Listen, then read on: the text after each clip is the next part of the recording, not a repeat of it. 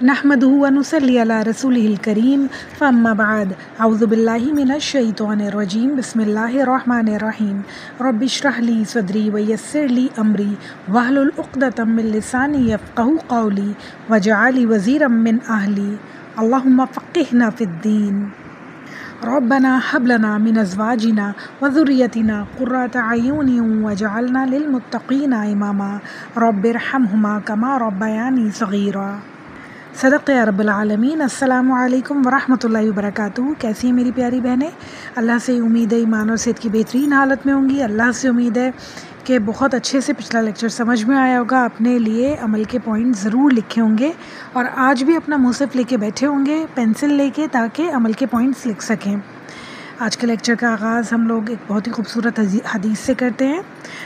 حضرت ابو ہریرہ رضی اللہ تعالیٰ عنہما رسول اللہ صلی اللہ علیہ وآلہ وسلم کا ارشاد نقل کرتے ہوئے فرماتے ہیں کہ آپ صلی اللہ علیہ وآلہ وسلم نے فرمایا، لوگوں کے جسم کے ہر جوڑ پر صدقہ لازم ہے، ہر اس دن میں جس دن سورج طلوع ہوتا ہے۔ 13 دو آدمیوں کے درمیان عدل کے ساتھ صلح کروانا بھی صدقہ ہے۔ 13 کسی آدمی کی اس کی سواری پر مدد کرنا بھی صدقہ ہے۔ اس کا سامان اٹھا کر سواری پر رکھوانا بھی صدقہ ہے۔ اچھی بات کہنا بھی صدقہ ہے، اور ہر وہ قدم جو نماز کی طرف اٹھایا جائے وہ بھی صدقہ ہے۔ راستے سے تکلیف دہ چیز کا دور کر دینا بھی صدقہ ہے۔ بخاری و مسلم کی حدیث ہے یہ چھوٹی سی حدیث تھی، مگر اتنی ساری باتوں کا جواب دیکھی گئی ہے، اتنے سارے سوالوں کا جواب دیا ہے اس حدیث نے کہ صدقہ کیا ہے، کیا نیکی کی لمٹس ہوں جو صدقہ ہے، کس طرح کیا جائے وہ صدقہ۔ یعنی ہماری سوچ ہوتی ہے کہ ہمارے پاس پیسے نہیں ہیں اتنے کہ ہم صدقہ کریں، اتنی تھوڑی سی اماؤنٹ ہے کہ ہم صدقہ کریں، پتہ نہیں دیں یا نہیں دیں۔ تو اللہ تعالیٰ کہہ رہے ہیں کہ صرف صدقہ جو ہے پیسے سے نہیں ہوتا۔ رسول اللہ صلی اللہ علیہ وآلہ وسلم سمجھا رہے ہیں کہ ہر چیز صدقہ ہے، ہر نیکی صدقہ ہے، چھوٹی سی چھوٹی نیکی صدقہ ہے۔ کسی کی مدد کر دینا، کسی کو اسمائل پاس کر دینا، کسی کو اچھا مشورہ دینا، ہر چیز صدقہ ہے۔ تو اللہ تعالیٰ ہمیں توفیق عطا فرمائے کہ ہم نیکیوں میں جلدی کریں انشاءاللہ، تاکہ ڈھیروں صدقات ہمارے اللہ تعالیٰ کے اکاؤنٹ میں جمع ہوتے رہیں انشاءاللہ۔ شروع کرتے ہیں آیت نمبر 151 سے، سورہ البقرہ پارہ نمبر 2 سے اپنا لیکچر آج انشاءاللہ۔ اعوذ باللہ من الشیطان الرجیم بسم اللہ الرحمن الرحیم۔ کما ارسلنا فیکم رسولا منکم یتلو علیکم آیاتنا ویزکیکم ویعلمکم الکتاب والحکمت ویعلمکم ما لم تکونوا تعلمون۔ جس طرح ہم نے تمہیں میں سے رسول بھیجا جو ہماری آیتیں تمہارے سامنے تلاوت کرتا ہے، اور جو تمہیں پاک کرتا ہے، اور تمہیں کتاب اور حکمت اور وہ چیزیں سکھاتا ہے جن سے تم بے علم تھے۔ اچھا، ہم دیکھتے ہیں کہ ہم نے تھوڑی ہی پہلے آیت نمبر 128 میں پڑھی تھی فرائض منصبی۔ اب اللہ تعالیٰ دوبارہ فرائض منصبی بتا رہے ہیں کہ رسول اللہ صلی اللہ علیہ وآلہ وسلم کو مبعوث کرنے کا اللہ تعالیٰ کا مقصد کیا ہے۔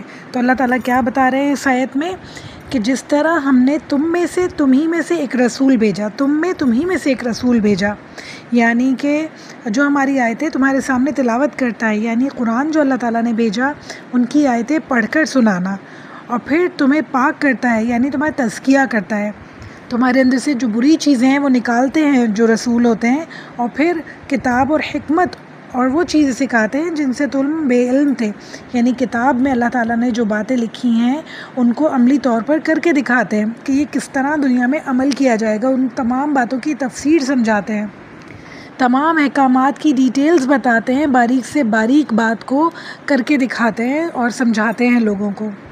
وہ سارے احکامات، وہ ساری تعلیم دیتے ہیں جو انسان جن سے پہلے بے علم تھا۔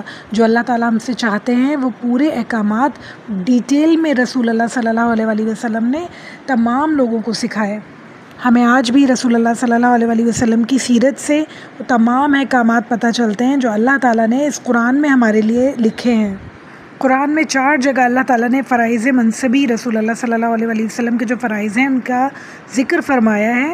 سورہ البقرہ آیت نمبر 129 میں، پھر اس کے بعد 151 آیت میں، سورہ آل عمران 154 آیت میں، اور پھر سورہ الجمعہ آیت نمبر 2 میں اللہ تعالیٰ نے فرائض منصبی کے احکامات جو ہے وہ ہمیں بتائے ہیں۔ میں نے آیت نمبر 129 میں بھی یہ حدیث بتائی تھی، ابھی دوبارہ بتانا چاہوں گی، بہت ہی خوبصورت حدیث ہے۔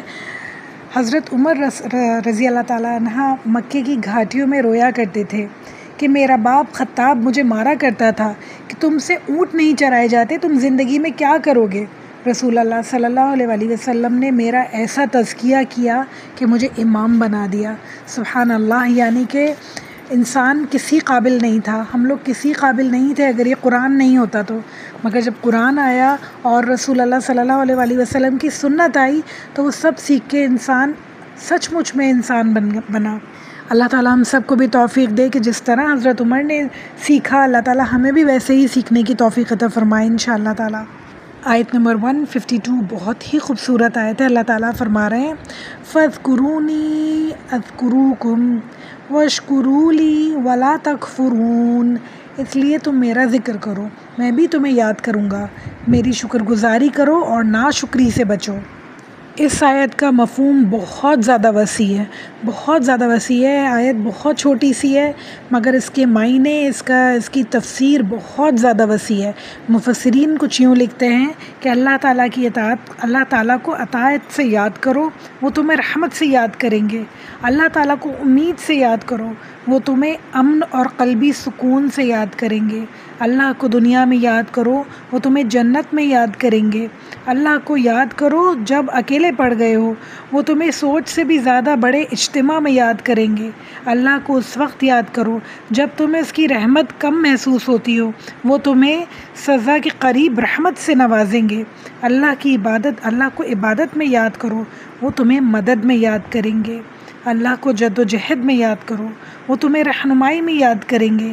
اللہ کو سچائی اور طہارت میں یاد کرو، وہ تمہیں نجات اور سخاوت میں یاد کریں گے۔ اللہ کو شکر گزاری میں یاد کرو، وہ تمہیں فضل میں اور معافی میں یاد کریں گے۔ اللہ کو تلاش نماز میں اور فریاد سے کرو، وہ تمہیں جواب ضرور دیں گے۔ یعنی سبحان اللہ، کون سا وقت ہے جو انسان اللہ کو یاد نہ کرے؟ ہر گھڑی اللہ کو یاد کرنے کی ضرورت ہے، اور اللہ تعالیٰ اتنا سکون عطا فرماتے ہیں اپنی یاد میں، اتنا سکون عطا فرماتے ہیں جو ساری بے چینی، پریشانی، ٹینشن، ہر چیز دور ہو جاتی ہے۔ یعنی میں تو یہ سوچتی ہوں کبھی کبھی کہ جو لوگ مسلمان نہیں ہیں، جو اللہ پر، قرآن پر یقین نہیں رکھتے ہیں، وہ اپنی زندگیاں کس طرح گزارتے ہوں گے، کس آسرے پہ گزارتے ہوں گے۔ ہم تو ہر بات میں اللہ تعالیٰ کے پیچھے چھپ جاتے ہیں کہ اللہ کی مرضی تھی، اللہ تعالیٰ نے چاہا تو یہ ہوا، اللہ تعالیٰ نے یہ چاہا تو نہیں ہوا۔ اللہ تعالیٰ کی پلاننگ ہوگی ضرور جو ہمیں سمجھ میں نہیں آ رہی ہے۔ بگ پکچر میں دیکھو تو یقیناً اس فیصلے میں ہمارا فائدہ ہوگا جو ہمیں سامنے سے ابھی نقصان نظر آ رہا ہے۔ یہ ساری باتیں ہم سوچ کے اللہ تعالیٰ کے پیچھے چھپ جاتے ہیں اور اپنے سارے معاملات اللہ کے اوپر چھوڑ دیتے ہیں۔ ہر معاملے میں سوچتے ہیں اللہ پہ چھوڑ دو، اللہ تعالیٰ بہتر کریں گے انشاءاللہ تعالیٰ۔ یہ جو مشکل آئی ہے اس کا اللہ تعالیٰ ہمیں بہت زیادہ اجر دیں گے۔ یہ ساری باتیں سوچ کے ہم اپنی ٹینشنز کو، پریشانیوں کو دور کر دیتے ہیں، اللہ توکل ہو جاتے ہیں۔ مگر جن لوگوں کے پاس یہ توکل موجود نہیں ہے، یہ سہارا موجود نہیں ہے، وہ کتنے زیادہ اس وقت فتنوں کے دور میں وہ پریشان ہوں گے۔ اسی لیے وہ لوگ بیچارے ڈرگز کا سہارا لیتے ہیں، نشوں کا سہارا لیتے ہیں اور سوسائڈ کر لیتے ہیں۔ مگر ہمارے لیے اتنی بڑی نعمت ہے یہ اللہ تعالیٰ کا سہارا، اللہ تعالیٰ کا ذکر کریں، اللہ تعالیٰ کو یاد کریں خوب زیادہ۔ اللہ تعالیٰ یقیناً مدد کرتے ہیں، 110% مدد کرتے ہیں۔ انسان حیران ہو جاتا ہے جب اللہ تعالیٰ کی مدد آتی ہے کہ یہ کیسے کیا اللہ تعالیٰ نے، اس معاملے میں سے ہمیں کیسے نکال دیا، اس پریشانی سے کیسے نکال دیا۔ تو اللہ تعالیٰ کا ذکر بہت زیادہ ضروری ہے۔ اللہ تعالیٰ کے ذکر کے کیا کیا طریقے ہو سکتے ہیں؟ اللہ کو ان کے ناموں کے ساتھ پکارنا، دعائیں اور تسبیحات میں اللہ کو یاد کرنا، نماز میں اور تلاوت قرآن میں اللہ کو یاد کرنا، نیک دوست، نیک محفل میں اللہ کو یاد کرنا۔ رسول اللہ صلی اللہ علیہ وآلہ وسلم نے فرمایا، اللہ تعالیٰ نے فرمایا، اپنے بندے کے گمان کے مطابق میں اس سے سلوک کرتا ہوں، اور جب وہ میرا ذکر کرتا ہے تو میں اس کے ساتھ ہوتا ہوں۔ اگر وہ مجھے دل میں یاد کرتا ہے تو میں بھی اسے دل میں یاد کرتا ہوں، اور اگر وہ مجھے مجمع میں یاد کرتا ہے تو میں اسے اس سے بہتر جماعت میں یاد کرتا ہوں، اور اگر ایک بالش وہ میرے نزدیک آتا ہے تو میں ایک ہاتھ اس کے نزدیک آ جاتا ہوں، اور اگر وہ ایک ہاتھ میرے نزدیک آتا ہے تو میں ایک گز اس کے نزدیک آ جاتا ہوں، اور اگر وہ چل کر میرے پاس آتا ہے تو میں دوڑ کر اس کے پاس آتا ہوں۔ سبحان اللہ، یعنی ایک پہلا قدم اٹھانے کی دیر ہے اللہ تعالیٰ کی طرف۔ اللہ تعالیٰ کی مدد ایسی آئے گی کہ انسان کی سوچ ہے۔ ہمارے دل کا سکون ایسے ہمیں نصیب ہوگا انشاءاللہ کہ ہماری سوچ ہے جو پریشانیاں ہمیں ہیں اس کی وجہ یہ ہے کہ ہم اللہ تعالیٰ سے دور ہیں، اللہ تعالیٰ کی کلام سے دور ہیں، نمازوں سے دور ہیں. تو ہم جب یہ پڑھیں گے انشاءاللہ تو ہمارے دل کو بہت زیادہ سکون ملے گا. جڑے رہیں قرآن سے، ہمیشہ کسی نہ کسی صورت میں قرآن سے لازمی جڑے رہیں. صرف عربی نہیں، ترجمہ اور تفسیر سننا لازمی ہے، اس لیے تاکہ آپ کو پتہ چلے کہ اللہ تعالیٰ کہہ کیا رہے ہیں ہم سے، اللہ تعالیٰ چاہتے کیا ہیں ہم سے. اپنی تنہائیوں میں، اپنی محفلوں میں ہر جگہ اللہ تعالیٰ کا ذکر کریں، محبت سے اللہ تعالیٰ کی رحمتوں کو یاد کریں، اللہ تعالیٰ کی مغفرت کو یاد کریں، تو اللہ تعالیٰ انشاءاللہ بہتر مجمع میں، بہتر لوگوں میں ہمارا ذکر کریں گے. اچھا، اللہ تعالیٰ کو یاد کرنے کا مفہوم کیا ہے، مطلب کیا ہے؟ صرف یہ نہیں کہ ہم اللہ تعالیٰ اللہ اللہ کرتے رہیں اور ساتھ ساتھ اللہ تعالیٰ کے احکامات کو توڑتے رہیں اور ساتھ ساتھ نافرمانیاں کرتے رہیں. جو کام اللہ تعالیٰ نے سختی سے ہمارا منع کیے ہیں، حرام کیے ہیں، وہ کام ہم کرتے رہیں اور ہم کہتے رہیں کہ ہم اللہ تعالیٰ کو بہت چاہتے ہیں، تو یہ اللہ تعالیٰ کو بالکل بھی پسند بات نہیں آئے گی. اللہ تعالیٰ کی فرمانبرداری میں، اللہ تعالیٰ کے احکامات کو پورا کرنے میں اللہ تعالیٰ کا ذکر ہے، اللہ تعالیٰ کی خوشنودی ہے. دنیا میں ہم کچھ بھی کریں، کچھ بھی کرتے رہیں، دنیا کے سارے کام ہمارے لیے کرنے جائز ہیں، مگر صرف دھیان کس بات کا کر رکھنا ہے کہ اللہ تعالیٰ کی نافرمانی نہ کریں. وہ کام جو اللہ تعالیٰ نے ہمیں منع کیے ہیں وہ نہ کریں. جب ہم یہ دھیان میں رکھ کے کریں گے تو 24 گھنٹے اللہ تعالیٰ ہمیں یاد رہیں گے، اللہ تعالیٰ کا ذکر ہمارے زبان پہ رہے گا، ہمارے دل میں اور ہمارے دماغ میں رہے گا انشاءاللہ. رسول اللہ صلی اللہ علیہ وسلم نے فرمایا، جو شخص حقیقی طور پہ اللہ تعالیٰ کو یاد کرتا ہے وہ اس کے مقابلے میں ساری چیزوں کو بھول جاتا ہے، اور اس کے بدلے میں اللہ تعالیٰ خود اس کی ساری چیزوں کی حفاظت کرتے ہیں اور تمام چیزوں کا بدلہ اسے عطا فرماتے ہیں. سبحان اللہ. یعنی ہمیں اللہ تعالیٰ کو حقیقی طور پہ یاد کرنا ہے، جو سچا مطلب ہے یاد کرنے کا، اطاعت کرنے کا، وہ کرنا ہے انشاءاللہ. ایک اور حدیث میں آپ کو بتاتی ہوں. رسول اللہ صلی اللہ علیہ وسلم نے فرمایا، جس نے اللہ کی اطاعت کی یعنی حرام حلال وغیرہ کی پابندی کی، چاہے وہ نماز میں کم ہی کیوں نہ ہو، وہ بہتر ہے. جس نے اللہ تعالیٰ کی اطاعت نہیں کی یعنی حرام اور حلال وغیرہ کی پابندی نہیں کی مگر نماز میں اچھا ہے، یعنی کہ وہ انسان زیادہ بہتر ہے جو اللہ تعالیٰ کے احکامات کی پابندی کرے، دنیا میں اچھے سے رہے، اللہ تعالیٰ کے احکامات کے مطابق عمل کرے، وہ زیادہ بہتر ہے اللہ کے نزدیک اور اللہ کے رسول کے نزدیک. اب ہم ذکر الہی کی کچھ فائدے دیکھ لیتے ہیں. نمبر 1، ہمیں کیا فائدہ ہوتا ہے جب ہم اللہ تعالیٰ کو یاد کرتے ہیں؟ اللہ تعالیٰ کو اپنے بہت قریب پاتے ہیں. پھر اللہ تعالیٰ ہمیں اور بھی زیادہ عبادت کی توفیق دیتے ہیں. جب ہم ذکر کرتے ہیں ہماری نمازیں بھی بہتر ہو جاتی ہیں، ہمارے اعمال بھی بہتر ہو جاتے ہیں. پھر شیطان سے بچنے کے اور طریقے ہمیں ملتے ہیں اور ہمارا دل شیطانی کاموں سے خود بخود دور ہوتا چلا جاتا ہے. نمبر 4، ہمارا دل سکون میں ہو جاتا ہے، اطمینان قلب نصیب ہوتا ہے، دل کی بے چینی گھبراہٹ دور ہو جاتی ہے. نمبر 6، غفلت سے نکلنا، یعنی انسان مکمل طور پہ جو برائیاں ہیں، جو برائیوں کی جڑ ہیں، ان سے نکل جاتا ہے اور اللہ تعالیٰ کے نیک بندوں میں شامل ہو جاتا ہے. ایک اور حدیث بتاتی ہوں آپ کو. ابو عثمان مہندی نے کہا، میں اس وقت کو جانتا ہوں جس وقت اللہ تعالیٰ ہمیں یاد فرماتے ہیں. لوگوں نے کہا، آپ کو یہ کیسے معلوم ہو سکتا ہے؟ فرمایا کہ قرآن کے وعدے کے مطابق جب کوئی بندہ مومن اللہ تعالیٰ کو یاد کرتا ہے تو اللہ تعالیٰ بھی اسے یاد کرتے ہیں. اس لیے سب کو یہ سمجھ لینا آسان ہے کہ جس وقت ہم اللہ تعالیٰ کو یاد کرتے ہیں تو اللہ تعالیٰ بھی ہمیں یاد کرتے ہیں. سبحان اللہ. یہ ہماری جو جگہ ہے جب ہم قرآن پڑھ رہے ہیں، قرآن سیکھ رہے ہیں، سمجھ رہے ہیں، آپ اس کو ہلکا نہ لیں، اس کو لائٹ نہ لیں کہ ہم چلتے چلتے سن لیں اور بس جلدی سے اس لیکچر کو ختم کر دیں. بہت بڑی نعمت ہے اللہ تعالیٰ کی کہ اللہ تعالیٰ نے یہ ٹائم جو ہمارا اپنے قرآن پڑھنے میں، سیکھنے میں، سمجھنے میں لگا رہے ہیں. تو اللہ تعالیٰ ہم سب کو بہت ہدایت عطا فرمائے، یعنی کہ اس کا ایک ایک لفظ اللہ تعالیٰ ہمارے دل میں ایسا اتروائیں کہ ہمیں عمل پہ راضی کر لیں انشاءاللہ تعالیٰ. اچھا، اس آیت نمبر 152 میں اللہ تعالیٰ ذکر کے ساتھ دوسری چیز جو بیان کر رہے ہیں وہ ہے شکر. میری شکر گزاری کرو اور ناشکری سے بچو. یعنی اور شکر کیا ہے ہمارے نزدیک؟ اللہ تعالیٰ کی دی ہوئی نعمتیں اللہ تعالیٰ کی اطاعت میں استعمال کرنا شکر ہے. اصلی شکر کا مفہوم یہ ہے کہ جو چیزیں اللہ تعالیٰ نے نعمتیں ہمیں دی ہیں اللہ تعالیٰ نے، وہ سب ہم اللہ تعالیٰ کی دی ہوئی نعمتوں کو اللہ تعالیٰ کی اطاعت میں استعمال کریں. آنکھیں دی ہیں تو اللہ تعالیٰ کے دین کا کام کریں. زبان عطا فرمائی ہے تو تلاوت قرآن کریں، لوگوں کو تفسیر سمجھائیں، سکھائیں، قرآن سیکھیں، سمجھائیں. دولت دی ہے، اولاد دی ہے، رزق دیا ہے، گھر دیا ہے، ان سب چیزوں کو اللہ تعالیٰ کی فرمانبرداری میں لگائیں انشاءاللہ تعالیٰ۔ شکر کے 3 اسٹیجز ہیں۔ نمبر 1 شکر بالقلب، یعنی دل سے شکر ادا کرنا، اپنے دل کی گہرائیوں سے اللہ کا شکر ادا کرنا۔ جو نعمتیں اللہ نے ہمیں دی ہیں ان سب کا بہت زیادہ شکر ہے۔ اگر ہم دنیاوی لحاظ سے دیکھیں تو ہمارے پاس چاہے بہت بڑا گھر نہیں ہو، بہت بڑی گاڑی نہ ہو، بہت زیادہ پیسہ نہ ہو، مگر آپ دیکھیں اللہ تعالیٰ نے ہمیں آنکھیں دی، ہاتھ دیے، زبان دی، دل دیا، ٹانگیں دی، ایک ایک جوڑ، ایک ایک پور اللہ نے ہمارا فکس کیا، بالکل ٹھیک ٹھاک بنایا۔ اس سے غلط کر دیتے، ذہن ہمارا مفلوج کر دیتے، اللہ نہ کرے زبان میں لکنت ہوتی، دل میں کچھ مسئلہ ہوتا، یعنی سانس لینے میں، گردوں میں، پھیپھڑوں میں کچھ مسئلہ ہوتا تو کتنی پریشانی ہو جاتی، کروڑوں روپے لگ جاتے، مگر یہ چیزوں کی ریپلیسمنٹ میں تکلیف اور اذیت اور وقت کتنا برباد ہوتا۔ مگر اللہ تعالیٰ نے یہ ساری چیزیں جو ہمیں مکمل انسان بنا کے بھیجا، وہ ایک انسان بھی لاکھوں کروڑوں سے بھی زیادہ کا ہے، اس پر بھی شکر اتنا بنتا ہے کہ صبح دوپہر شام ہم شکر کریں تو کم ہے، اور وہ ہم بھول ہی جاتے ہیں، وہ بالکل ہم فار گرانٹیڈ لیتے ہیں کہ یہ تو ہمارا ہی تھا جیسے، اور اس پہ ہم شکر ہی ادا نہیں کرتے۔ دل کی گہرائیوں سے شکر کر رہے ہیں ہر چیز کے اللہ تعالیٰ کے لیے، اور جو شکر ادا کرتا ہے نا اس کی نعمتوں میں اللہ تعالیٰ بہت زیادہ اضافہ کر دیتے ہیں۔ نمبر 2 ہے شکر باللسان، یعنی زبان سے شکر ادا کرنا۔ پہلے دل میں پکا دل کی گہرائیوں سے شکر ادا کرنا، پھر زبان سے بھی بولنا کہ اللہ کا احسان ہے، اللہ کا شکر ہے۔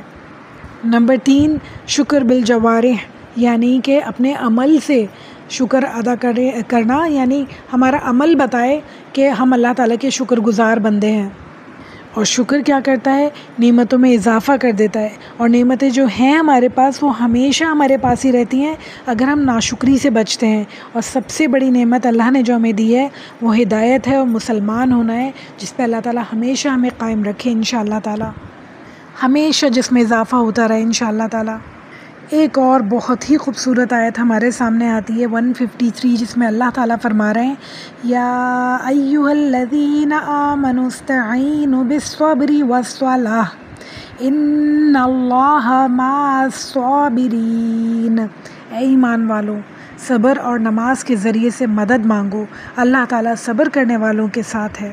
یعنی تمہیں کوئی پریشانی ہے، نعمتوں کی کمی ہے تمہارے پاس، کسی بھی طرح کی پریشانی ہے، جسمانی، روحانی، دنیاوی، کسی بھی طرح کی پریشانی ہے تو نماز اور صبر سے مدد حاصل کرو، اللہ تعالیٰ فرما رہے ہیں، کیونکہ دینے والی ذات صرف اور صرف اللہ تعالیٰ کی ہے۔ دنیا میں ہم 1,00,000 لوگوں کے سامنے بھی جا کے اپنی پریشانی بتائیں گے نا، کوئی اس کا حل نہیں نکال سکتا، بلکہ لوگ پیچھے سے ہنستے ہیں کہ یہ تو ہمیشہ روتا ہی رہتا ہے بندہ، یہ تو ہمیشہ ہی پریشان رہتا ہے، 2 دفعہ 3 دفعہ سن لیں گے، 4تھی دفعہ وہ ہم سے پریشان ہو جائیں گے، چاہے وہ کوئی بھی ہو۔ مگر اللہ تعالیٰ ایسے ہیں جو کہتے ہیں کہ میرے سامنے آؤ، میرے سامنے رو، مجھے بتاؤ کیا پریشانی ہے، میں ہر چیز کا حل تمہیں دوں گا۔ اور ہم آخر میں اللہ تعالیٰ کے پاس جاتے ہیں جب دنیا میں ہر طرف سے ہمارے لیے دروازے بند ہو جاتے ہیں نا، ہر طرف سے ہم ٹھوکر کھا لیتے ہیں کہ کوئی مدد کو تیار نہیں ہوتا، جب ہم جاتے ہیں اللہ تعالیٰ کے پاس، جب ہم اللہ تعالیٰ کے آگے سجدہ کرتے ہیں اور اپنی فریاد رکھتے ہیں۔ حالانکہ سب سے پہلے ہمیں اللہ تعالیٰ کے پاس جانا چاہیے، اور صرف اللہ تعالیٰ کے پاس جانا چاہیے، اور ہم دیکھیں کیسے اللہ تعالیٰ سارے معاملات سنبھال لیتے ہیں۔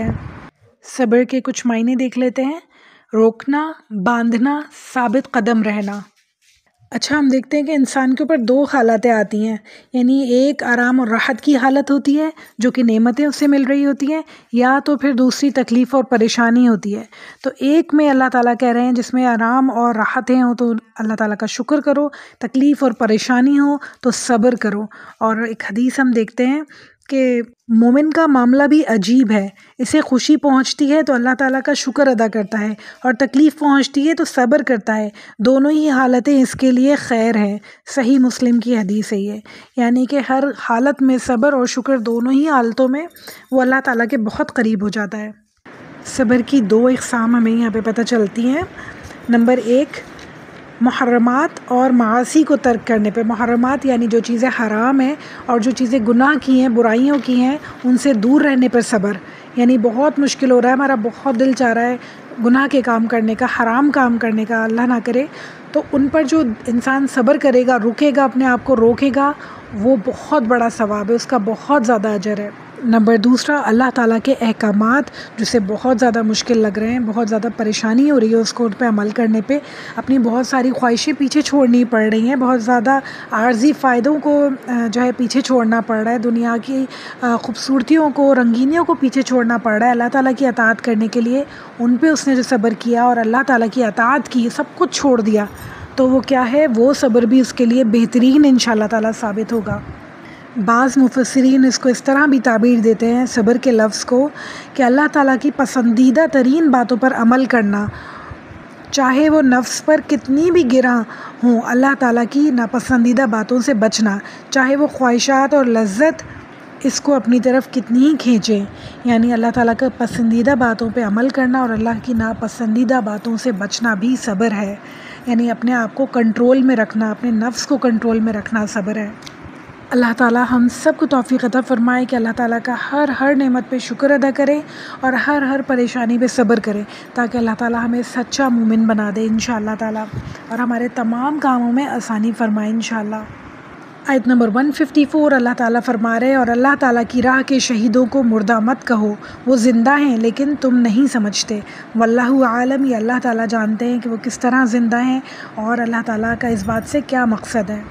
مفسرین کے مطابق اللہ تعالیٰ جو انہیں کہہ رہے ہیں وہ زندہ ہیں، وہ ان کے اعزاز اور تکریم اور ان کی عزت بڑھانے کے لیے اللہ تعالیٰ کہہ رہے ہیں کہ وہ زندہ ہیں، وہ مرے نہیں ہیں، یعنی کہ ان کی جو نیکی ہے، ان کا جو جذبہ ہے وہ ہمیشہ زندہ رہے گا۔ واللہ عالم۔ کچھ مفسرین ہیں جو کہتے ہیں کہ یہ زندگی برزخ کی زندگی ہے جسے ہم نہیں سمجھتے۔ حدیث میں آتا ہے جنت میں شہداء کی روحیں پرندوں کی طرح، ہرے چھوٹے چھوٹے پرندوں کی طرح گھومتی رہیں گی۔ ایک اور حدیث، خالد بن ولید فرماتے ہیں جو جہاد پر جانے سے ڈرتا ہے وہ مجھے دیکھ لے کہ میرے جسم پہ کوئی ایسی جگہ نہیں جہاں تلواروں کے نشان نہ ہوں، اور میں عورتوں کی طرح بستر مرگ پر جان دے رہا ہوں، یعنی اللہ تعالیٰ کی راہ میں لڑتے ہوئے، جہاد کرتے ہوئے، کسی بھی طرح کا جہاد کرتے ہوئے ڈرو نہیں، پریشان نہیں ہو کہ ایسا نہ ہو موت آ جائے، موت سے مت ڈرو، موت اللہ نے جہاں لکھی ہے تمہیں وہی آنی ہے، اور شہادت کی موت تو بہترین موت ہے۔ آیت نمبر 155 اللہ تعالیٰ فرما رہے ہیں، اور ہم کسی نہ کسی طرح تمہاری آزمائش ضرور کریں گے، دشمن کے ڈر سے، بھوک اور پیاس سے، مال اور جان سے، پھلوں کی کمی سے، اور ان پر صبر کرنے والوں کے لیے خوشخبری ہے۔ اگر ہم دیکھیں تو یہ ساری پریشانیاں آج کے دور میں ہر انسان ان میں مبتلا ہے، مگر ہمیں کیا سوچنا چاہیے کہ اگر ہمارے پاس ان نعمتوں کی کمی ہے اور یہ آزمائشیں ہمارے ساتھ جڑی ہوئی ہیں، تو وہ نعمتیں ہم دیکھیں جو اللہ تعالیٰ نے ہمیں دی ہیں، جیسے کہ میں نے پہلے بتایا کہ ہماری آنکھیں، ناک، کان، گردے، پھیپھڑے، ہمارا دل، ہمارے جسم کے تمام اعضاء، اللہ تعالیٰ نے ہمارا ڈائجسٹو سسٹم جو بنایا ہے کتنی بہترین نعمت ہے، اگر اس میں کسی بھی چیز میں کمی آ جائے، ہماری سانس لینے کے طریقے میں کمی آ جائے، خرابی ہو جائے، تو کتنی بڑی پریشانیاں ہمیں ہو جائیں۔ تو ان تمام نعمتوں پہ شکر کریں، اور پھر جو دنیاوی پریشانیاں ہیں ان پہ صبر کریں، تو اللہ تعالیٰ انشاءاللہ تعالیٰ بہترین اسباب پیدا کرنے والے ہیں۔ اور آگے اللہ تعالیٰ خود ہی اس بات کا جواب دے رہا ہے، آیت نمبر 156 میں فرما رہے ہیں، جنہیں جب کبھی کوئی مصیبت آتی ہے تو کہہ دیتے ہیں کہ ہم تو خود اللہ تعالیٰ کی ملکیت ہیں اور ہم اسی کی طرف لوٹ کر جانے والے ہیں، جو شکایت نہیں کرتے، جو شکوے نہیں کرتے، جو روتے دھوتے دوسروں کے سامنے نہیں ہے، بلکہ کیا سوچتے ہیں کہ تھوڑے دن کی زندگی ہے، صبر اور شکر سے گزار لے، انشاءاللہ تعالیٰ اللہ کی طرف ہی پلٹ کر جانا ہے، اور پھر انشاءاللہ بہترین نعمتوں والی جنت ہمیں ملے گی انشاءاللہ، جس میں کبھی کسی چیز کی کمی نہیں ہونے والی انشاءاللہ۔ اچھا، یہ ہمیں ایک بہترین دعا ملتی ہے جب پریشانی ہو تو ضرور پڑھیں اس کو، کہ ہم اللہ تعالیٰ کے ہیں، اللہ تعالیٰ کے ہی طرف لوٹ کر جانے والے ہیں، پلٹ کر جانے والے ہیں، اور اللہ تعالیٰ سے دعا کریں کہ اے اللہ مجھے اس مصیبت کا اجر عطا فرما جس میں نے صبر کیا، اور اس کا بہترین بدلہ عطا فرما۔ بہت ساری استغفار کریں، اس لیے کہ استغفار پریشانیوں کو دور کر دیتی ہے، استغفار مشکلات کو، مصیبتوں کو دور کر دیتی ہے۔ ہمارے پیارے نبی صلی اللہ علیہ وآلہ وسلم دن میں 70 ٹائمز استغفار پڑھا کرتے تھے، اور استغفار کا مطلب یہ نہیں ہے استغفر اللہ استغفر اللہ استغفر اللہ، بلکہ دل کی گہرائیوں سے توبہ کرنا اور استغفار کرنا، تو انشاءاللہ تعالیٰ اللہ تعالیٰ ساری مشکلات کو دور کر دیتے ہیں۔ اور اس بات پہ یقین رکھنا کہ ہر غم، ہر آزمائش اللہ تعالیٰ ختم کر دیتے ہیں، ایک دن چلی جانی ہے، ساری پریشانیوں کو ختم ہو جانا ہے، اور ان تمام صبر کا بدلہ جو ہمیں ملنے والا ہے وہ تمام نعمتوں سے بہتر ہے جو اس دنیا میں ہمیں نہیں ملی۔ جو بعد میں ہمیں نعمتیں ملنے والی ہیں ہمیشہ رہنے والی انشاءاللہ، جنات تجری من تحتها الانہار، نہر بہتی ہوئی جنتیں جو ملنے والی ہیں انشاءاللہ تعالیٰ، اس کا وہ جو ہے بدلہ، وہ تو ساری دنیا دے کے بھی انسان خریدنا چاہے تو کم ہے، ساری زندگی اللہ تعالیٰ کی اطاعت کرتے ہوئے بھی گزر جائے وہ جنت مل جائے تو کم ہے۔ تو اللہ تعالیٰ ہم سب کو وہ جنت اعلیٰ مقام عطا فرمائے انشاءاللہ۔ آیت نمبر 157 اللہ تعالیٰ فرما رہے ہیں ان پر ان کے رب کی نوازشیں ہیں اور رحمتیں ہیں اور یہی لوگ ہدایت پانے والے ہیں۔ الحمدللہ اللہ تعالیٰ ہم سب کو ہدایت پانے والے لوگوں میں شامل فرمائے انشاءاللہ تعالیٰ۔ اب اللہ تعالیٰ بات کا ٹاپک چینج کر رہے ہیں اور حج کی طرف آ رہے ہیں اور فرما رہے ہیں صفا اور مروہ اللہ تعالیٰ کی نشانیوں میں سے ہیں، اور اس کے لیے بیت اللہ کا حج اور عمرہ کرنے والوں پر ان کا طواف کرنے میں بھی کوئی گناہ نہیں۔ اپنی خوشی سے بھلائی کرنے والوں کا اللہ تعالیٰ قدردان ہے اور انہیں خوب جواب دینے والا ہے، خوب جاننے والا ہے۔ اچھا، اللہ تعالیٰ جو یہ فرما رہے ہیں کہ حج یا عمرہ کرتے ہوئے ان کا طواف کرنے میں کوئی گناہ نہیں، مفسرین کے مطابق اس کا جو پس منظر ہے اس آیت کا وہ یہ ہے کہ دور جہالت میں مشرکین نے ایک بت رکھا ہوا تھا صفا پہ اور ایک مروہ پہ، اور وہ طواف کیا کرتے تھے اور اپنے ان بتوں کو چوما کرتے تھے۔ تو جب وہ مسلمان ہوئے تو وہ اس خدشے میں تھے کہ پتہ نہیں اب صفا مروہ کا ہمیں طواف کرنا چاہیے یا نہیں، ایسا نہ ہو کہ گناہ ہو۔ تو اللہ تعالیٰ نے آیت نازل فرمائی کہ کوئی گناہ نہیں ہے، آپ کو ان کا طواف کرنا چاہیے۔ اور کتنی پیاری بات اللہ تعالیٰ کہہ رہے ہیں کہ اپنی خوشی سے بھلائی کرنے والوں کا اللہ تعالیٰ قدردان ہے۔ دنیا میں چھوٹی چھوٹی باتوں کا، بڑی بڑی باتوں کا کوئی قدر نہیں کرتا، کوئی عزت نہیں کرتا، کوئی نوٹس نہیں کرتا، اور اللہ تعالیٰ چھوٹی چھوٹی باتوں کے قدردان ہے، ہر بات کے قدردان ہے۔ دل کی خوشی سے کی جائے، بھلائی کی نیت سے کی جائے، محبت سے کی جائے، اللہ تعالیٰ ہر چیز کے قدردان ہے۔ اللہ تعالیٰ ہر چیز کو نوٹس کرنے والے ہیں۔ کسی نے دنیا میں نہیں دیکھا آپ کو بھلائی کرتے ہوئے، کسی نے آپ کی نیکی کو نوٹس نہیں کیا، بالکل پریشان نہیں ہو، اللہ تعالیٰ نوٹس کرنے والے، اپنے پاس لکھنے والے اور بے انتہا قدردان ہے اللہ تعالیٰ۔ اور اس چھوٹی سی نیکی کا کتنا بڑا کر کے اللہ تعالیٰ آپ کو اجر دیں، اس پہ اللہ تعالیٰ قادر ہے۔ آیت نمبر 159 میں اللہ تعالیٰ فرما رہے ہیں جو لوگ ہماری اتاری ہوئی دلیلوں اور حدیث کو چھپاتے ہیں باوجود یہ کہ ہم اپنی کتاب میں لوگوں کے لیے بیان کر چکے ہیں، ان لوگوں پر اللہ تعالیٰ کی اور تمام لعنت کرنے والوں کی لعنت ہو۔ اللہم لا جعلنا منہم، اللہ ایسے لوگوں میں ہمیں کبھی شامل نہ فرمائے۔ یہود کے علماء کا یہ کام تھا کہ اپنی کتابوں کو وہ عام لوگوں کو نہیں دیا کرتے تھے۔ جو یہود کی کتابیں تھیں وہ صرف انہی کے پاس رہا کرتی تھی، اور وہ جو فیصلہ دینا چاہتے تھے خود دیا کرتے تھے لوگوں کو، اور چاہتے تھے تو چھپا لیتے تھے، کچھ لوگوں نے پیسے کھلا دیتے تھے تو وہ اپنے ان آیتوں کو بدل کے ان لوگوں کے حساب سے کر کے ان کا فیصلہ سنا دیا کرتے تھے، یعنی رشوت کھا کے وہ غلط فیصلہ دے دیا کرتے تھے۔ تو اللہ تعالیٰ کہہ رہے ہیں اللہ تعالیٰ کی آیات کو بدلنا یا انہیں چھپانا بہت سخت گناہ ہے، اور اللہ تعالیٰ کی لعنت، اور جتنے لوگ لعنت کر سکتے ہیں اللہ تعالیٰ حکم دے تو کون ہے جو نہیں کرے گا، تو اللہ تعالیٰ کہہ رہے ہیں ان سب کی لعنت ہو ان لوگوں کے اوپر۔ تو اللہ تعالیٰ معاف فرمائے کہ ہم جو ہے کوئی بھی ایسی بات کریں جو اللہ تعالیٰ کی کتاب میں ہو مگر ہم اسے اپنے لحاظ سے چینج کر دیں۔ بہت سارے لوگ جو عالم دین ہے وہ بھی ایسا کام کرتے ہیں کہ اللہ تعالیٰ کی آیات کو، اللہ تعالیٰ کی آیت کی تفسیر کو چینج کر کے بیان کرتے ہیں جیسا انہیں مناسب لگتا ہے، تو یہ بہت غلط بات ہے۔ ایک حدیث میں آتا ہے جس سے کوئی ایسی بات پوچھی گئی جس کا اس کو علم تھا اور اس نے اسے چھپایا تو قیامت والے دن آگ کی لگام اس کے منہ میں دی جائے گی۔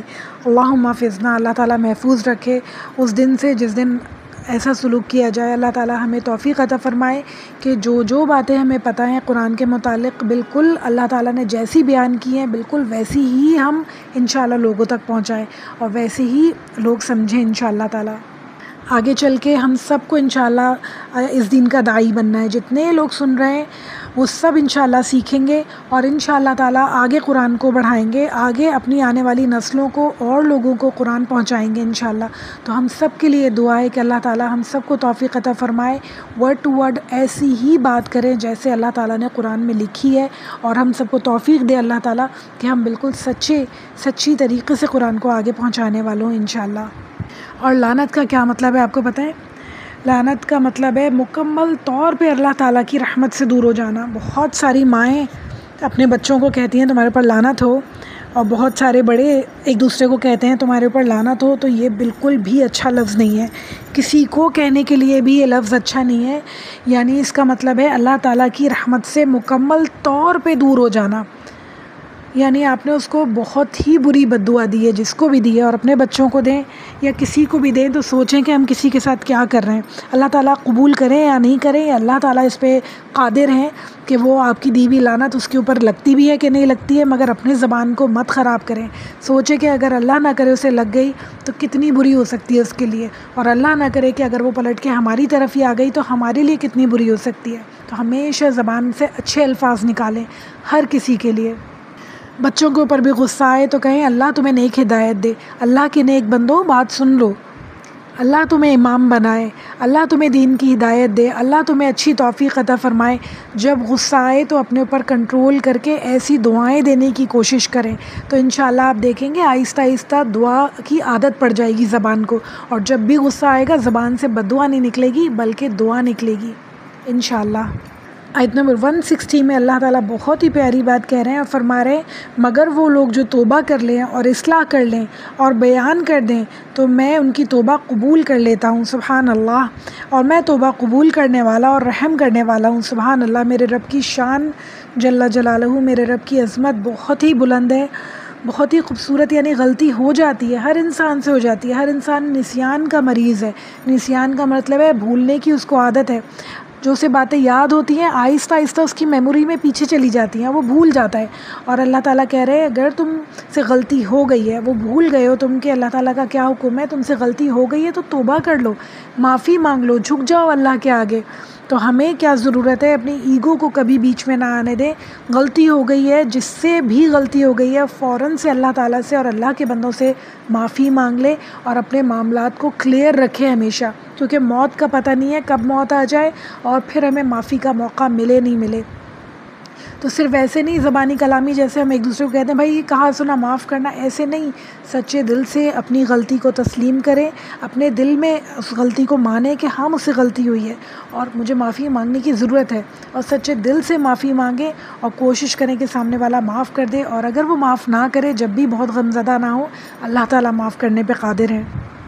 آیت نمبر 161 میں اللہ تعالیٰ فرما رہے ہیں یقیناً جو کفار اپنے کفر میں ہی مر جائیں ان پر اللہ تعالیٰ کی، فرشتوں کی اور تمام لوگوں کی لعنت ہے.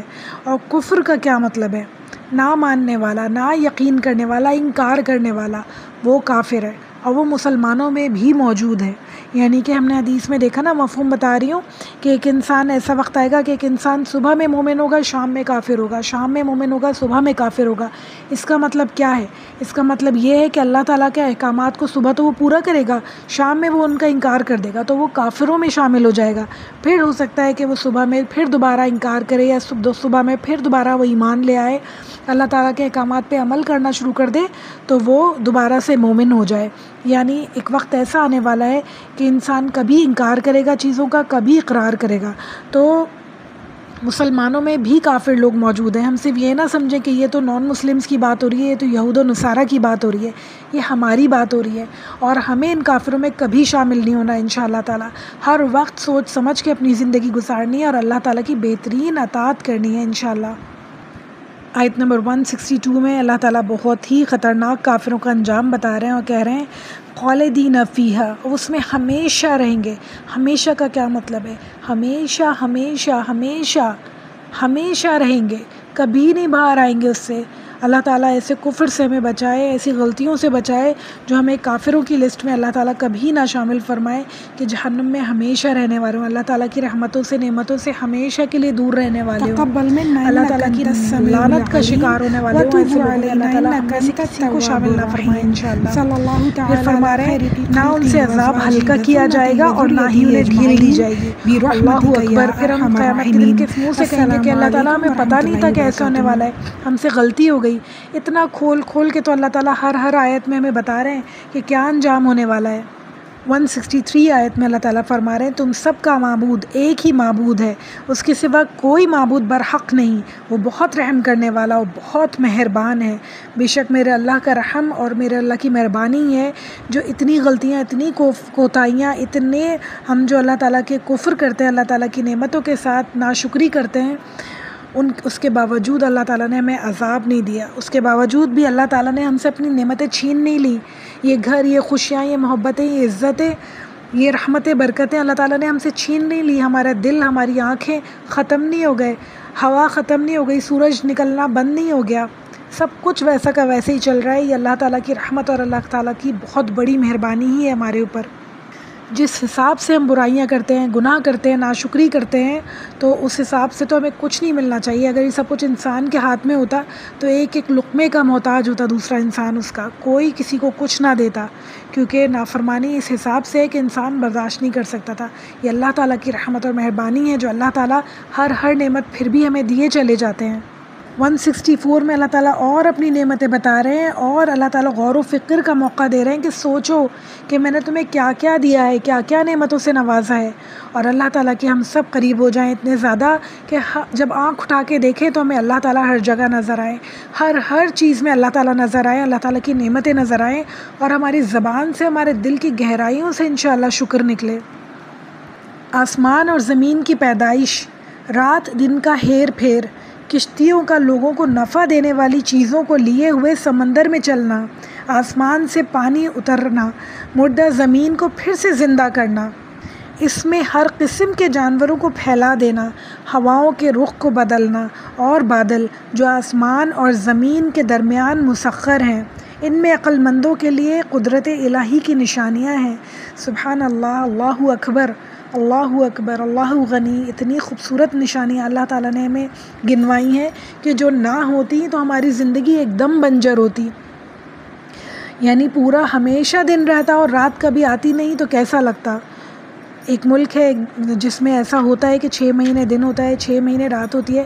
کیسی زندگی گزرتی ہے. انسان کی سوچ ہے، ہماری سوچ ہے، ہم رہ ہی نہیں سکتے ایسی جگہ پہ. یعنی اللہ تعالیٰ کی اتنی بڑی نعمت ہے کہ دن آتا ہے پھر رات آتی ہے. انسان جو ہے چینج چاہتا ہے، اس کو چینج چاہیے، وہ ایک ہی چیز سے پریشان ہو جاتا ہے.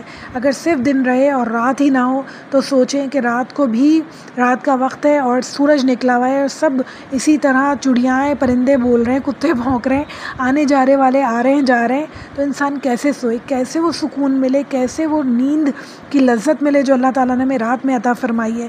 بہت بڑی نعمت ہے رات کا آنا اور دن سورج نکلنا. پھر اللہ تعالیٰ تجارت کی بات کر رہے ہیں جو ملکوں کے درمیان ہوتی ہے. کشتیوں میں ہزاروں ٹنوں کا سامان لے کے سمندر میں کشتیاں ادھر سے ادھر جاتی ہیں اور تجارت ہوتی ہے. بہت ہی یہ خوبصورت بات ہے کہ دیکھیں اللہ تعالیٰ نے سمندر بنائی، یہ سمندر نہیں ہوتے تو ہمارا کیا ہوتا ہے، یہ مچھلیاں نہیں ہوتی جو اتنا خوبصورت، اتنا مزیدار سی فوڈ ہمیں اللہ تعالیٰ نے دیا ہے، یہ نہیں ہوتا تو کیا ہوتا. پانی نہیں ہوتا تو کیا ہوتا. جو ہم سی سائڈ جاتے ہیں کتنا سکون دل کو ملتا ہے، کتنا اچھا لہروں کی آوازیں لگتی ہے سننا، وہ نہیں ہمیں ملتا تو ہمارا کیا ہوتا. اتنی بڑی بڑی نعمتیں اللہ تعالیٰ کی ہیں جنہیں ہم نوٹس ہی نہیں کرتے ہیں. پھر اللہ تعالیٰ بارش کا ذکر کر رہے ہیں کہ آسمان سے بارش اترتی ہے. کراچی میں بارشیں نہیں ہوتی ہیں، ہم سب لوگ کتنے پریشان ہوتے ہیں، اور اللہ تعالیٰ نے اس سال اتنی ساری بارشیں عطا فرمائی. الحمدللہ، کتنی خوشی ہوئی، کتنا خوبصورت بارش کا سیزن رہا. اللہ تعالیٰ کا بہت احسان ہے. سارے پرندے خوش ہو جاتے ہیں، درخت خوش ہو جاتے ہیں، انسان خوش ہو جاتے ہیں، مردہ زمین دوبارہ سے زندہ ہو جاتی ہے. یعنی جو زمین ایک دم بنجر ہوتی ہے اسے اللہ تعالیٰ دوبارہ سے ہرا بھرا کر دیتے ہیں. یہ اللہ تعالیٰ کی بہت بڑی بڑی نعمتیں ہیں جنہیں ہمیں ہمیشہ گنتے رہنا چاہیے، ہمیشہ انہیں نوٹس کرتے رہنا چاہیے اور شکر کرتے رہنا چاہیے. پھر جانوروں کا پھیلا دینا، جو جانور ہم کھاتے ہیں جیسے گائے ہے، یہ بکری ہے، بھیڑ ہے، پھر اس کے بعد مرغی ہے، یہ سب کچھ نہیں ہوتا ہمارے لیے. طرح طرح کے لحم نہیں ہوتے، مزیدار گوشت نہیں ہوتے تو کتنی سونی ہماری زندگی ہوتی. صرف سبزیاں ہی کھانی پڑ جاتی کتنی سونی زندگی ہوتی، یا سبزیاں نہیں ہوتی صرف گوشت ہی کھانا پڑتا تو کتنی سونی زندگی ہوتی. اللہ تعالیٰ نے ہر چیز میں ہمیں کتنی ورائٹی دی ہے. ہر چیز کو کھاتے ہوئے دیکھتے ہوئے اللہ کا شکر ادا کرنا ہمارے اوپر لازمی ہے انشاءاللہ. پھر ہواؤں کے رخ کی بات کر رہے ہیں. کتنی خوبصورت آج کل ہوائیں چل رہی ہیں بارشوں کی وجہ سے، ٹھنڈی میٹھی ہوائیں، بارش کی خوشخبری دینے والی ہوائیں، اور بادل جو بارش برسانے والے ہیں کتنے خوبصورت ہیں. اللہ تعالیٰ کی بہت بہت خوبصورت نشانیاں ہیں جو اللہ تعالیٰ ہمیں دکھاتے ہیں. سبحان اللہ. 165 آیت میں اللہ تعالیٰ شکایت کر رہے ہیں اتنی پیاری پیاری نعمتیں گنوانے کے بعد کہ دیکھو ذرا کہ میں نے تمہیں کیا کیا عطا فرمایا. اور پھر فرما رہے ہیں بعض لوگ ایسے بھی ہیں جو اللہ تعالیٰ کے شریک اوروں کو ٹھہراتے ہیں اور ان سے ایسی محبت رکھتے ہیں جیسی محبت اللہ تعالیٰ سے کرنی چاہیے. اللہ تعالیٰ یہاں شکایت کر رہے ہیں کہ سب کچھ میں نے تمہیں دیا اور تم میرے ساتھ شریک ٹھہراتے ہو. اچھا ہم کیا سمجھتے ہیں کہ یہ شاید اس وقت کی بات ہے جب ایمان نہیں لائے تھے لوگ قریش میں اور وہاں پہ بتوں کی پوجا کی جاتی تھی اور وہاں اللہ کے شریک ٹھہرائے جاتے تھے. ایسا بالکل بھی نہیں ہے. آج بھی ہم دیکھتے ہیں کہ ایمان لائے ہوئے لوگ، ایماندار لوگ، اللہ تعالیٰ کا نام لینے والے لوگ اللہ تعالیٰ کے علاوہ پیروں فقیروں سے اور بہت سارے اور لوگ ہیں جن کو اپنا ولی سمجھتے ہیں، اپنا دوست سمجھتے ہیں، مددگار سمجھتے ہیں اور ان سے ایسی محبت کرتے ہیں کہ شاید اللہ تعالیٰ سے بھی زیادہ ان کے اوپر بھروسہ ہے انہیں.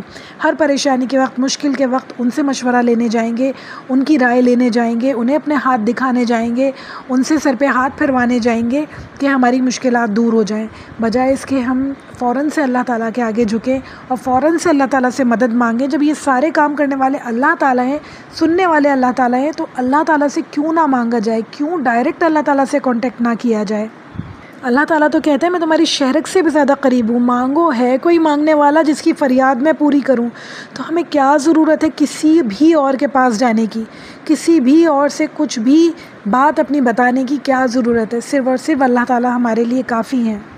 ان لوگوں کا انجام اللہ تعالیٰ آخری آیت میں بتا رہے ہیں 166 میں، جس وقت پیشوا لوگ اپنے تابع داروں سے بیزار ہو جائیں گے. آج کیا ہے، جتنے لوگ کسی کے آگے بیٹھے ہوتے ہیں وہ اتنا خوش ہوتا ہے کہ ہمارے تابع دار ہیں، ہماری عزت ہو رہی ہے، ہم سے مشورے لیے جا رہے ہیں، ہمارے احکامات مانے جا رہے ہیں.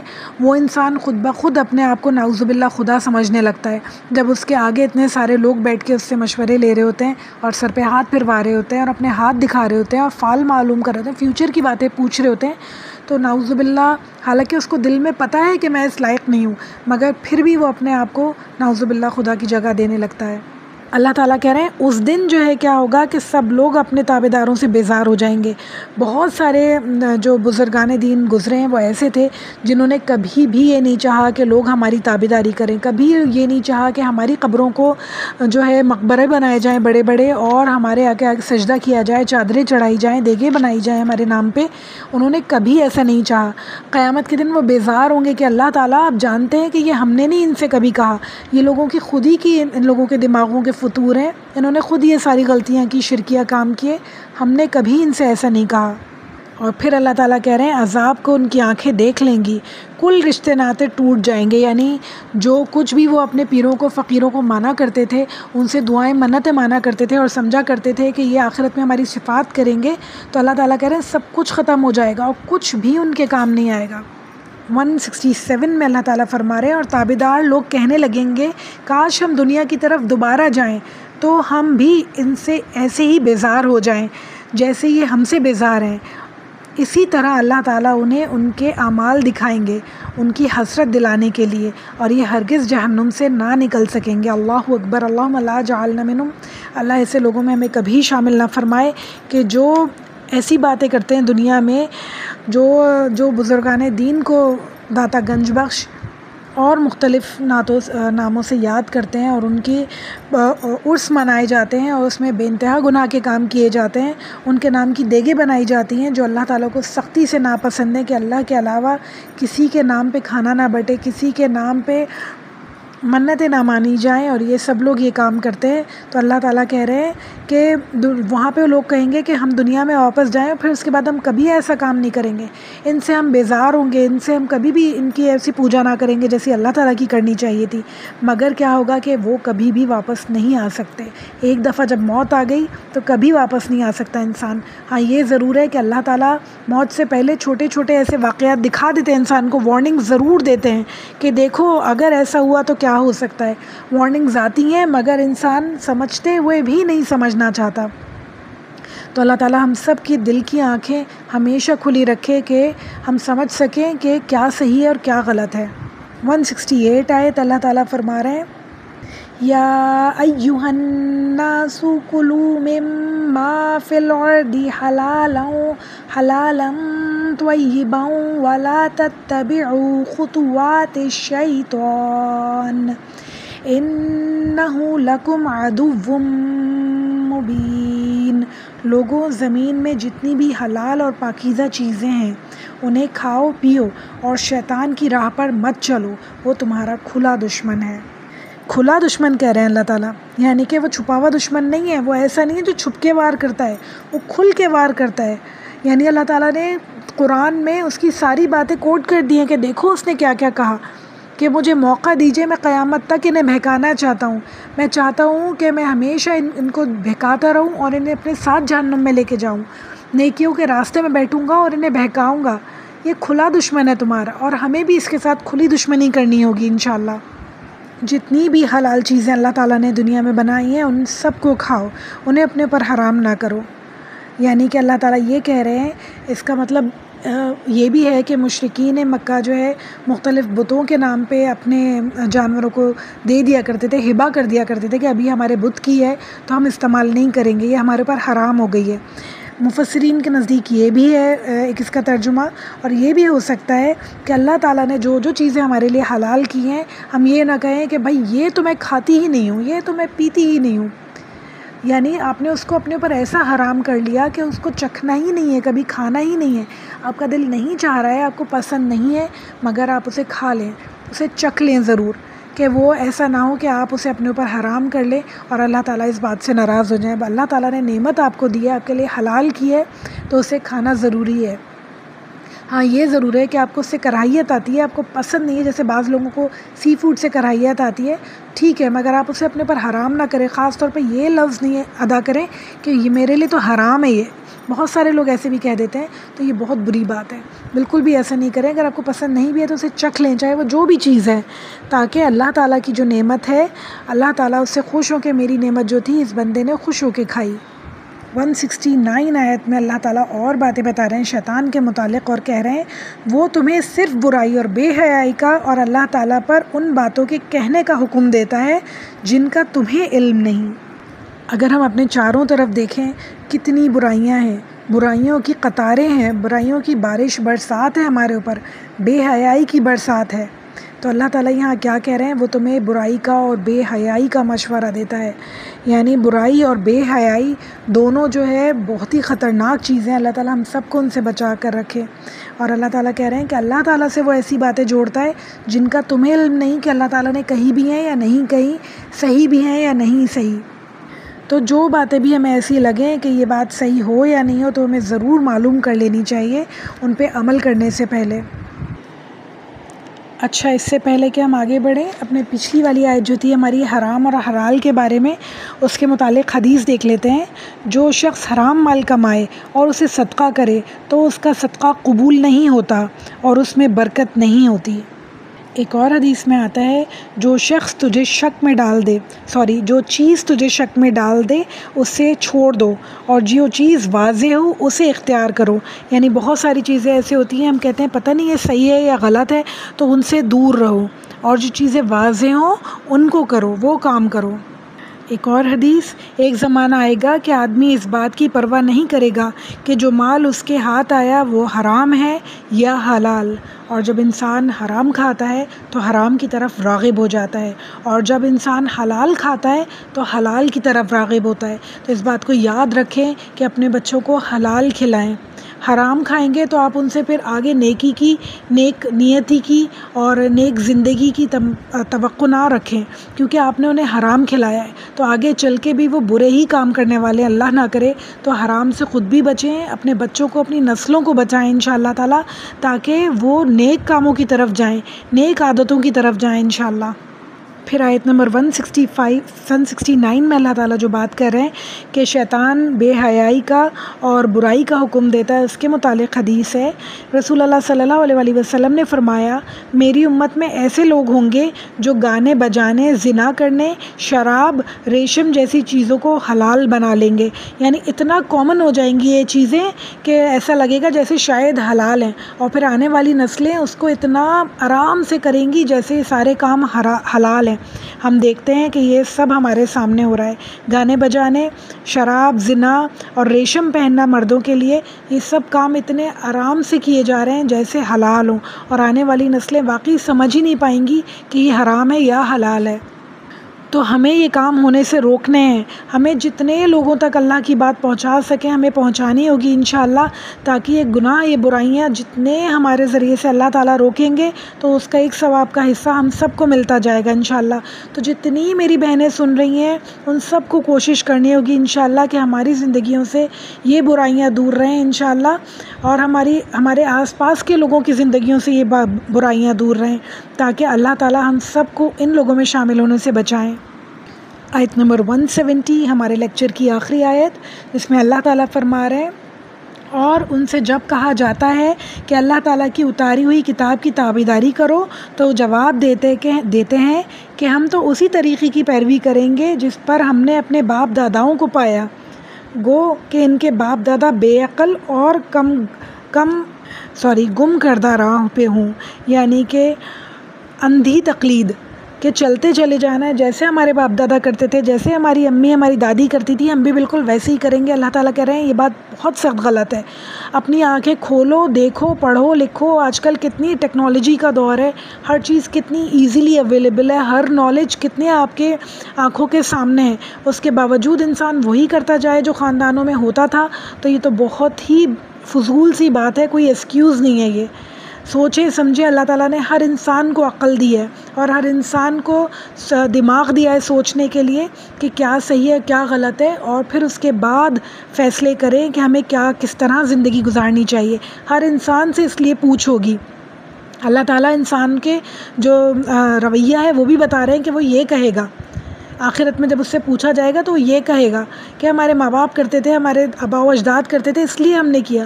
تو اللہ تعالیٰ اس لیے بتا رہے ہیں ہمیں کہ دیکھو مجھے پتہ ہے کہ تم یہ کہو گے، مگر یہ ایکسکیوز تمہاری قابل قبول نہیں ہوگی، کیونکہ میں نے تمہیں عقل دی، سمجھ دی، اور تمہیں تعلیم دی، تمہارے آگے کتاب بھیجی، رسول بھیجے، تاکہ تمہاری تزکیہ ہو، تمہیں علم ملے، تمہیں سب کچھ پتہ ہو. تو ہم سوچتے ہیں کہ نان مسلم کا کیا قصور ہے کہ وہ نان مسلم ہو. اگر ہم بھی نان مسلم ہوتے تو ہم کون سا قرآن پڑھ لیتے؟ ہم مسلمانوں کے قرآن نہیں پڑھتے تو ہم نان مسلموں کے قرآن کیسے پڑھتے کہ ہمیں پتہ چلتا کہ دین میں کیا ہے، ہمیں اسلام کی طرف آنا ہے یا نہیں آنا ہے. تو ان کا کیا قصور اس میں کہ اگر وہ نان مسلم گھروں میں پیدا ہوئے ہیں. اللہ تعالیٰ نے ہر بندے کے اندر ایمان رکھا ہے. جب عہد الست لیا تھا نا تو تمام روحوں سے لیا تھا، نان مسلمز بھی شامل تھے اس میں، مسلمز بھی شامل تھے، ہر بندہ اس میں شامل تھا. اللہ تعالیٰ نے انسان کی روح میں ایمان رکھا ہے، وہ اندر سے مومن ہے، مسلمان ہے. جب بھی وہ کوئی کسی اور کو پوچھتا ہے تو اندر سے اس کو آواز آتی ہے کہ یہ غلط ہے، یہ صحیح نہیں ہے، اللہ تعالیٰ کی عبادت کرنی ہے، اللہ تعالیٰ کی پیروی کرنی ہے، اللہ تعالیٰ کے احکامات کو سننا ہے.